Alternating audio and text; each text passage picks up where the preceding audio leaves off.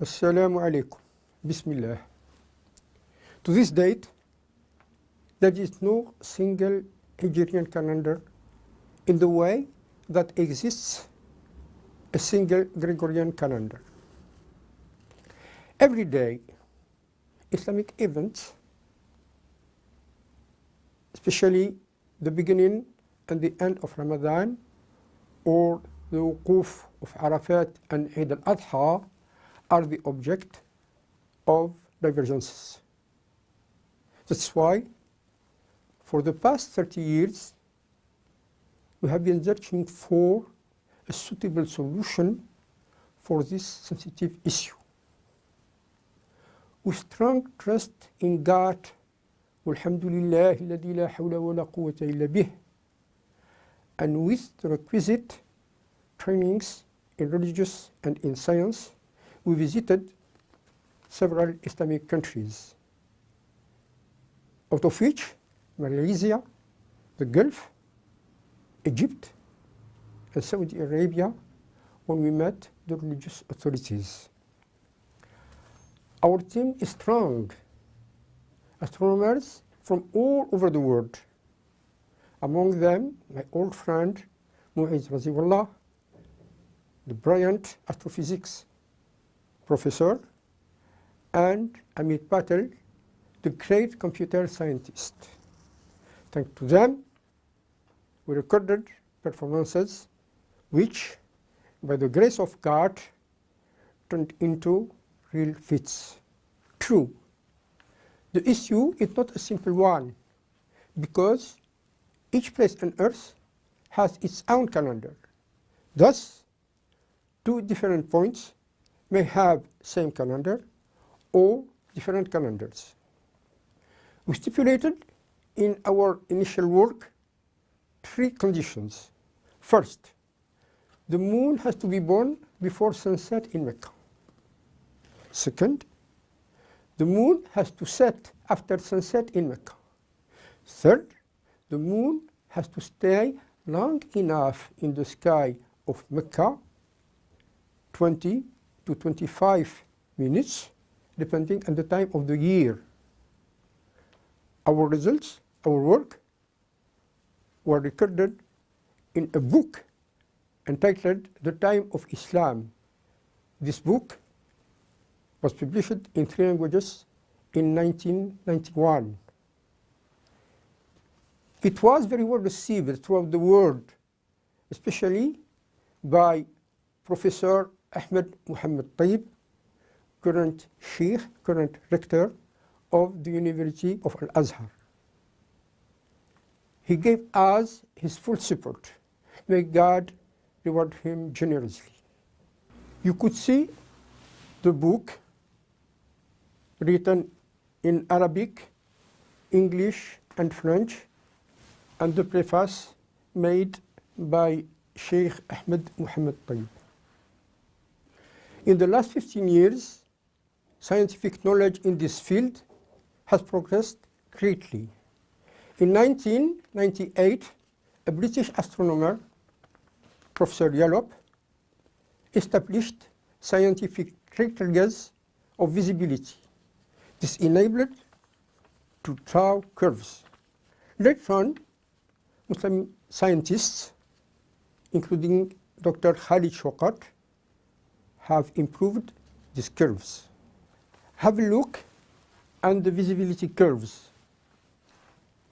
You could see different colors: black, red, gray, blue, and green.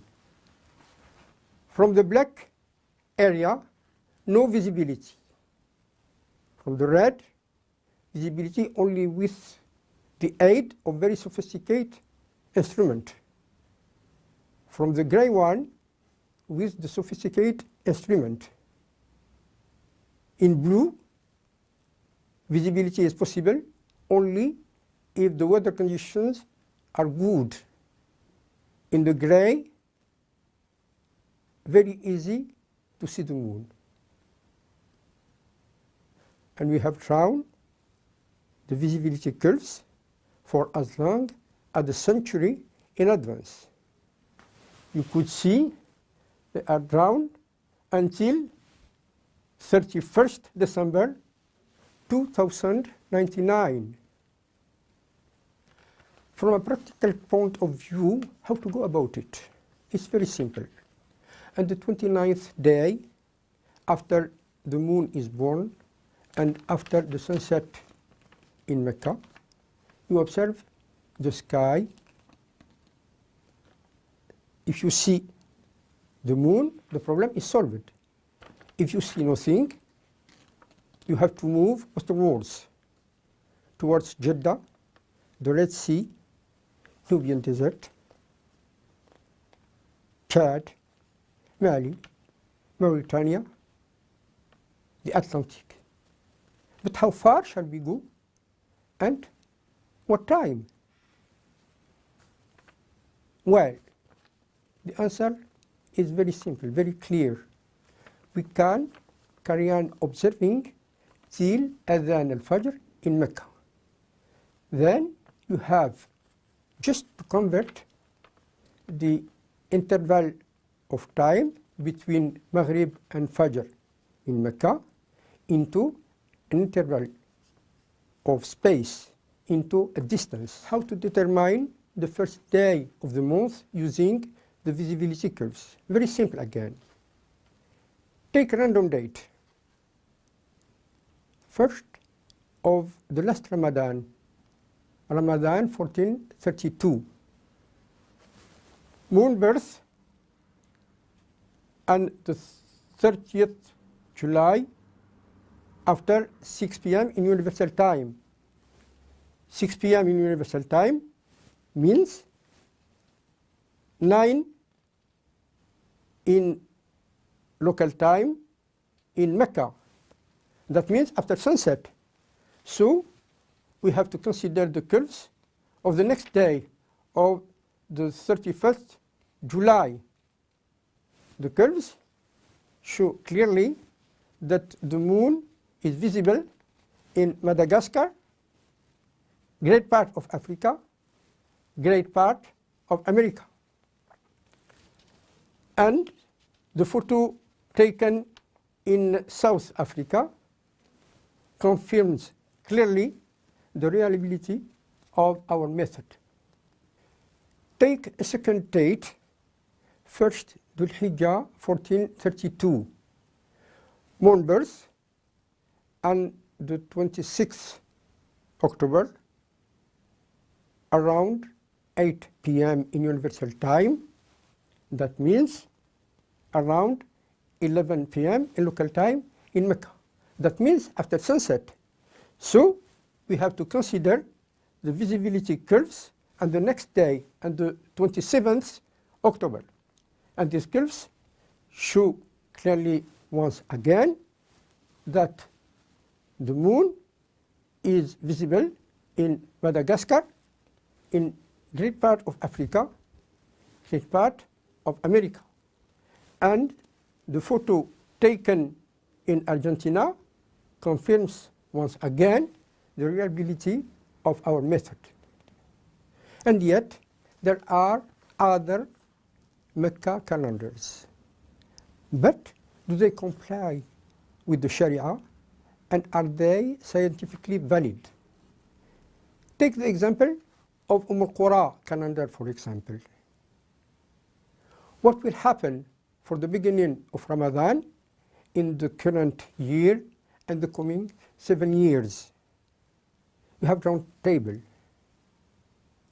Let's check for the first next Ramadan, Ramadan 1433. VC show clearly that the moon couldn't be observed on the 19th July. So it's obvious that Ramadan couldn't start from the 20th July. So, as you can make out, 4 times out of 8, so half of the time, this calendar is wrong. It's like playing heads or tails. One time right, one time wrong. Half of the time, people are invited to start fasting on the last day of Sha'ban, having been told that is the first day of Ramadan. What will happen to the pilgrimage for the current year and the coming 7 years? We have drawn a table. You could notice that once again, 4 times out of 8, this calendar is wrong. Half of the time, pilgrims will be sent to Arafat on the 8th day instead of the 9th day. Half of the time, Eid al-Adha will be celebrated on the 9th day instead of the 10th day. It's obvious that the Qara calendar is wrong. It is wrong because it doesn't comply with the Sharia. It is not scientifically valid. It has to be mentioned that Mecca calendar cannot be transposed as it is just about anywhere on earth. Researches are in progress so that month after month we may define the conditions that will make this transposition feasible. As always, as Sharia as our guide and science as our light. And finally, I would like to add that this website is your website. All constructive suggestions, all objective criticism, all positive contributions are most welcome. Wassalamu alaikum.